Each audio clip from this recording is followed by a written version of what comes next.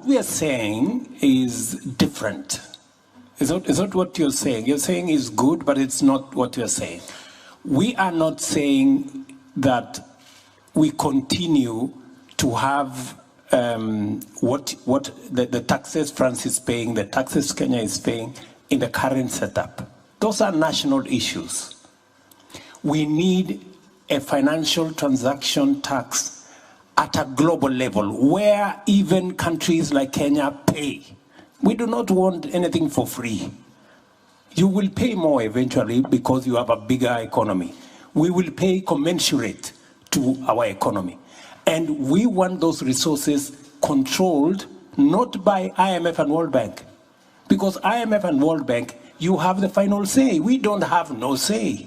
We want another organization of equals, where you have as much say because you pay, as much as we do because we also pay. That's the organization we are looking for. And that is why we are saying we need a new financial architecture where governance, where power is not on the hands of a few people. We can agree on the governance of the institution. We can agree on the sharing of power so that all of us have access to resources that go to making sure, number one, renewable energy. We invest in decarbonization. Number two, adaptation, mitigation, smart agriculture. Number three, restoring our planet, restoring our biodiversity, and making sure our carbon sinks work. This is what we are saying, and we would appreciate a little understanding.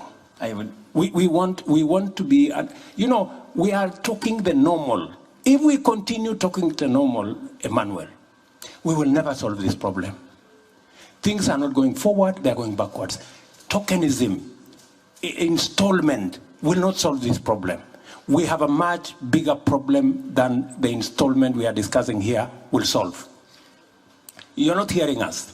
I will, if I may, yeah.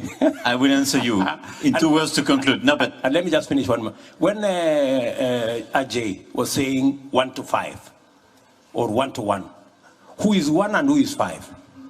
Private sector versus who is 1 and who is 5? $5 private sector mobilization for every dollar of money that comes in. 5 from private. Surely, Ajay. How do you persuade the private sector to bring their money for public good? Private sector is driven by profit, my friend. I mean, unless you persuade me otherwise. So we're going to run out of time, but there's a whole conversation to be had about what money goes into adaptation versus what goes into mitigation, which part of it the private sector is ready to go for, how they could be investing in renewable energy. There's a whole conversation, which I am relatively confident we will try and address when this group gets going. At least my objective was 1 for 1. But it's feasible because I think the whole point is if you take the first loss. I agree with you if that is the case. But I mean, I love having bold people, and I mean, I take the point.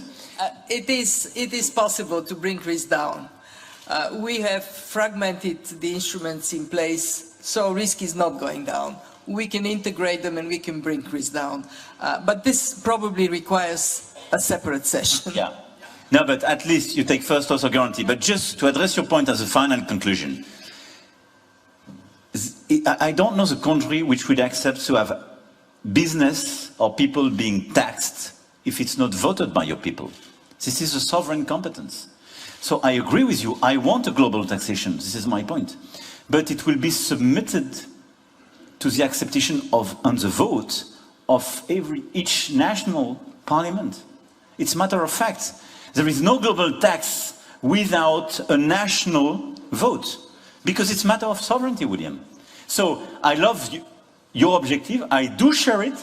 My point is I started to do it, but this is not a new global governance. If you accept to have your activities, your people or your business being taxed globally, by whom, collected by whom and how, it doesn't exist.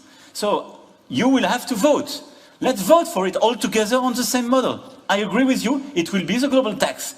Second, I think the best way to address your point is to make the governance reform of IMF and World Bank. and to make them much more adapted to the current world. And I totally agree with the new financial architecture proposed this morning by the Secretary General. Let's not create a new one. Let's just transform the ones we had. And final point, what we are discussing, I'm sorry, but I've been involved in this business probably for too many years. But it's not business as usual. I can tell you, when she proposed the 650 billion capital increase, a lot of people wanted to kill this idea. When we committed for the 100 billion 2 years ago, it was a big splash everywhere. And the fact that we finalized it, it's not normal business.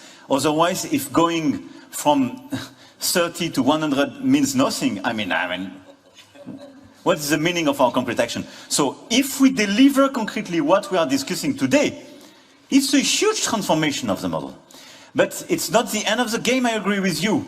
We do need an in-depth transformation of our global governance, for sure. And we do need a governance of World Bank and IMF reflecting this world, this new demography and the new dynamics. So let's follow up that in the proper session, and we can finalize this evening and tomorrow, but now we are running big time out of time. Thank you very much to all of you, and let's deliver.